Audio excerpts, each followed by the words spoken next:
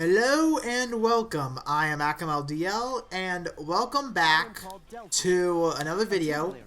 This is a little series I want to start doing after a couple days a banner has been out. This will be like a should you summon type of video, but we will actually have the knowledge of people who have already used them and will apply that knowledge to whether or not a free-to-play player should or should not summon on this banner based off of how they currently are in the meta.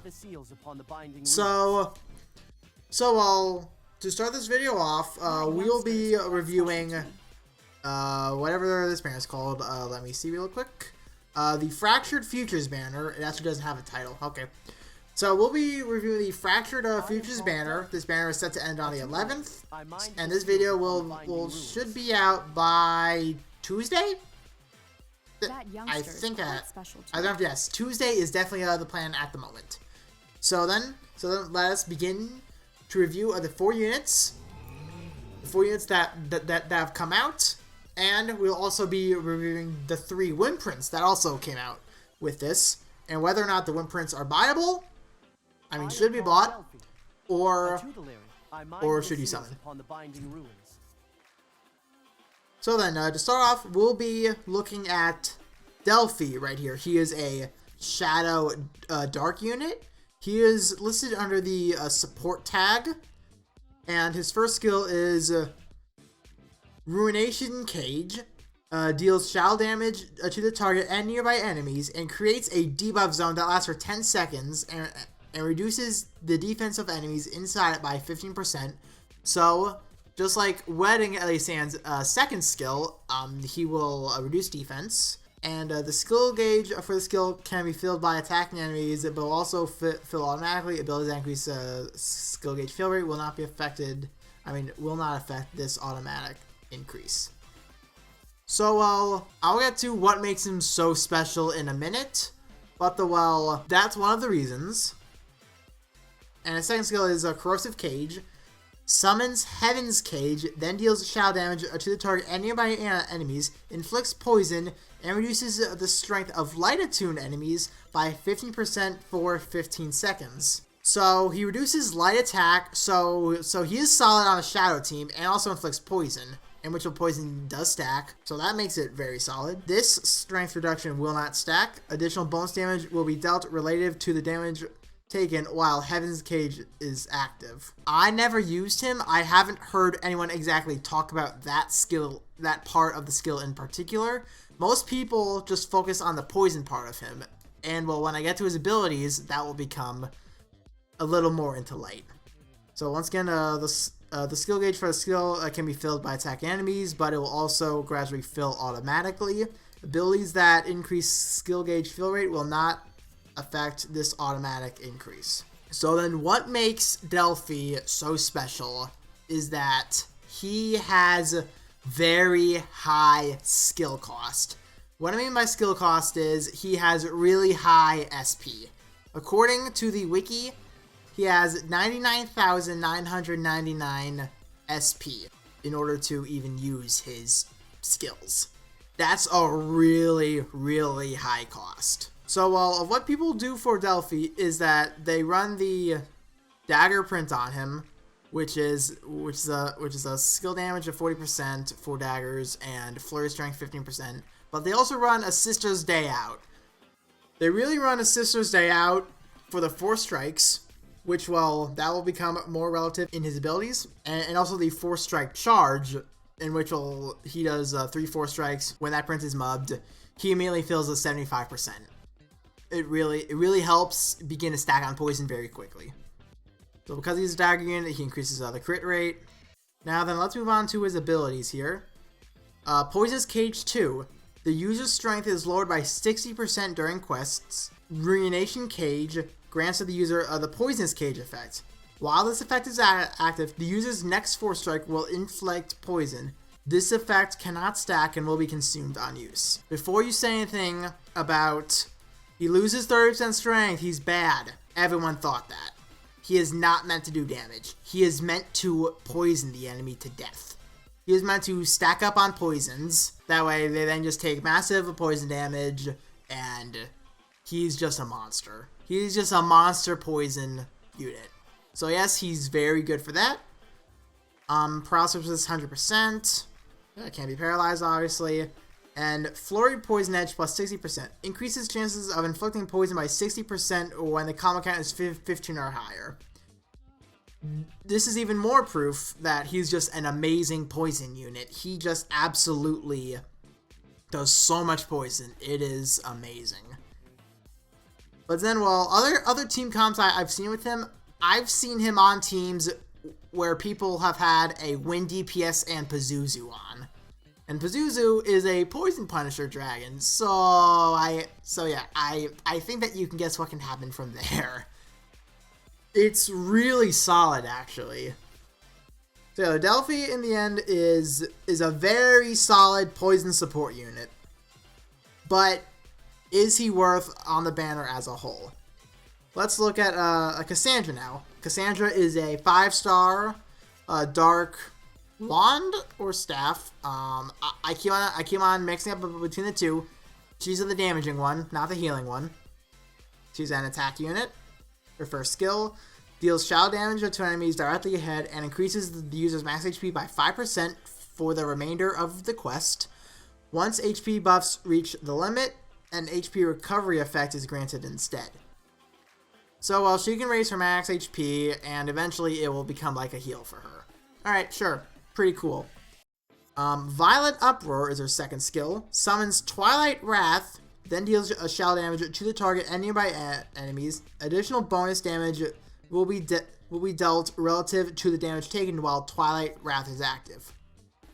For those of you who know who Fjorm is, her second skill is pretty much exactly like this. It is, in short, a counter. This is pretty good, but I'll get to why it's meh for her. And well, because she's a staff or one unit, I forget which again, she does a skill damage up. And now her ability is skill prep 100%. This means she can immediately launch her skills upon entering the quest. 100% paralysis resist, obviously can't be paralyzed. And Resilient Offense increases strength by 10% for the remainder of the quest when the user's HP drops to 30%, 3 times per quest. This is why she can't cheese High Jupiter. It is because it is such a low strength she gives. She is not benefiting much off of that counter at all. And other than that, she just has 100% skill prep, paralysis resist, and just pretty good damage. That's about it. She's only a meh unit. I've heard everyone say that she's eh. Most people don't use her. You would use Galacleo or Veronica over her instantly, so sadly you won't exactly see much usage of her. As for a quick print check for her, you can probably just use Resounding Rendition and Jewels of Life.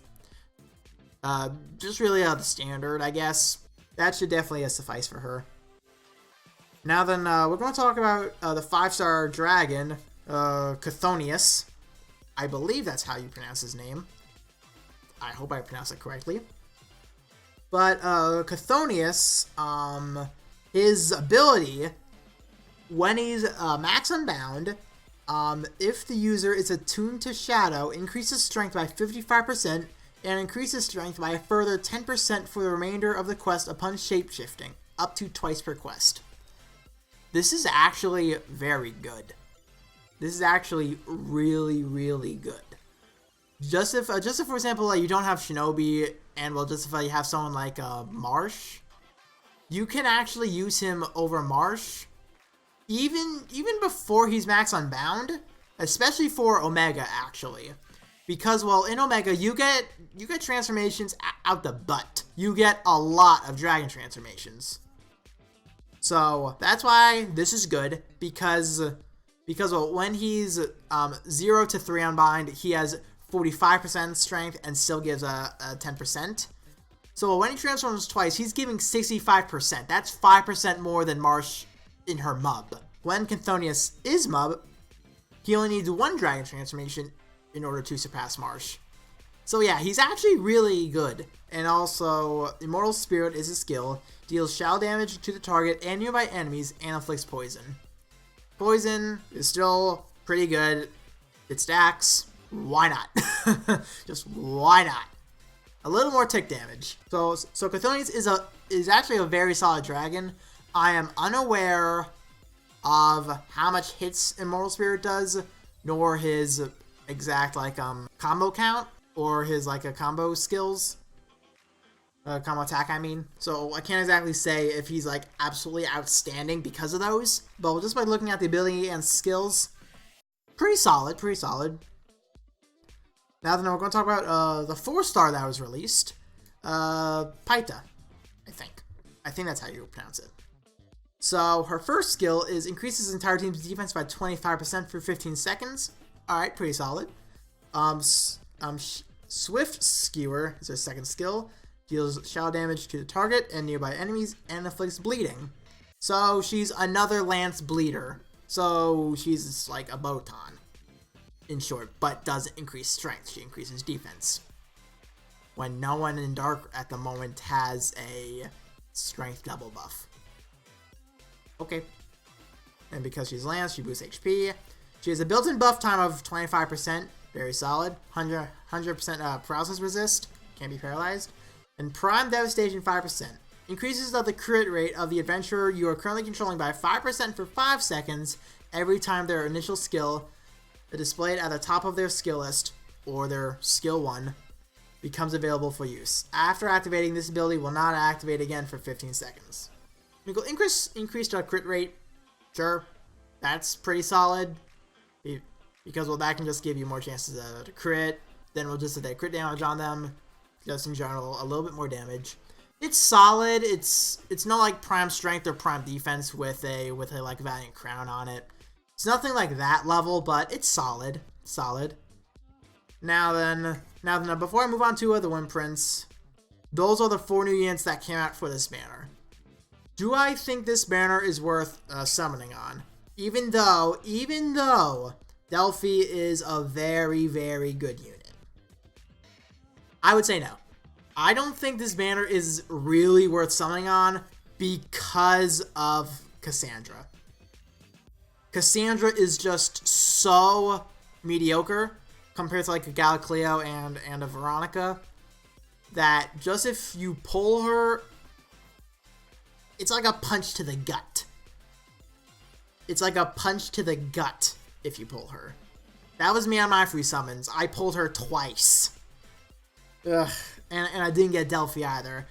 I did pull Chthonius, but I pulled 2 of I pulled 2 Chthonius, 2 Cassandra, no Peta, and no Delphi. So yes. Yeah, I'm feeling it. I'm feeling it. Not gonna lie. But yeah, though, in my opinion, no summon. Save for galas, save for limited banners, save for collabs. That's my opinion for now. Now then, let us move on to Windprints. There were 3 new Windprints that were released upon this banner, as says here by featured. And well, here they are really quick. So, Endless Waltz gives a full HP equals a strength plus 10%. I don't know why it does mub. I didn't mub it. And Gauge Accelerator plus 20%. Honestly, pretty solid. Oh, wait. Oh, here we go. Okay. So, full HP, strength plus 15% when mubbed, and Gauge Accelerator plus 30% when mubbed. So, in my opinion, this is only a okay print. This probably could be used on the Gauntlet, but Gauge Accelerator isn't meta yet. Maybe it could become meta, but at the moment I don't see it being meta. I would probably just say pick up the 1 copy, then just let it gather dust. That's what I did. And by the way, can we talk about this damn art really quick? It starts off as normal Zethia, then boom, other Zethia, Empress Zethia. Story. Why must you do this to me? Alright, so Now then, let us view Ancient Oath. So, well, here is the 0 to 1 unbind version and the 2 to mub. So when mubbed, he does Dragon Dance 18% and Dragon Claws 3. This is actually a very good print if you pulled Galamim, because Galamim relies on our Dragon transformation. Dragon damage does boosted damage inside of a Dragon transformation. Dragon Claws boosts strength every time you shapeshift. And while there's math behind it, the max is like 24%. So that's almost an additional 30% strength outside of Dragon, and another 18% damage inside of Dragon. And Mim's a monster as is. Mim's a monster in Dragon as is. So this print is like a really fun print. Just if you don't have that, you honestly could also use this print for Gala Ayuden as well. Just if you did pull them. Just if you didn't pull either of those, I would say just buy the one copy. Just if you did pull those two and you really want to maximize on the Dragon forms, feel free to try and mub this. But this is more of a fun print, I would say. It's not like a mandatory print. It's more of a fun print. So now let's look at Odd Sparrows. Let's look at this. Base form, fully unbound, base, unbound, so on and so forth. So one unbound. Healing double buff 3 and strength double buff 8%. This is honestly pretty solid because you are getting 2 buffs per defense buff. You're getting the strength buff and you're getting the healing. Yeah, I said healing. This is solid, I would say, but there are better strength or double buff prints out there. This will probably be good for when you like run low on health really fast.